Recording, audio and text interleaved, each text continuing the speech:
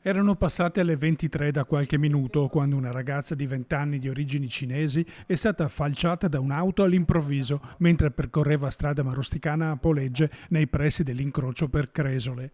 Abitava ad un centinaio di metri da dove è caduta esanime e regolarmente portava fuori il suo cane tutte le sere prima di coricarsi, come aveva fatto ieri quando una Mini condotta da un 28enne di Vicenza ha travolto entrambi. Oltre alla padrona è morto anche il suo cagnolino a seguito della violenza dell'impatto. Il trambusto ha attirato l'attenzione dei vicini che hanno chiamato i soccorsi, ma per la ragazza morta praticamente sul colpo non c'è stato nulla da fare per i sanitari.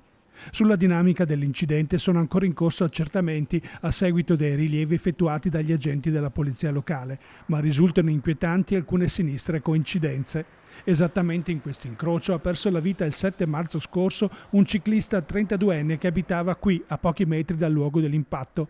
Il sinistro era accaduto al mattino verso le 6 quando l'uomo si accingeva a recarsi al lavoro.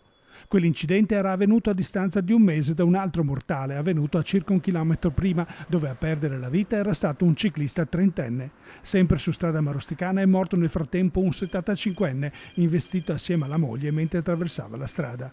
Una drammatica serie di eventi che hanno allarmato i cittadini che a maggio hanno chiesto al comune attraverso il consiglio di quartiere di porre immediatamente rimedio ad un'arteria che si conferma sempre più pericolosa.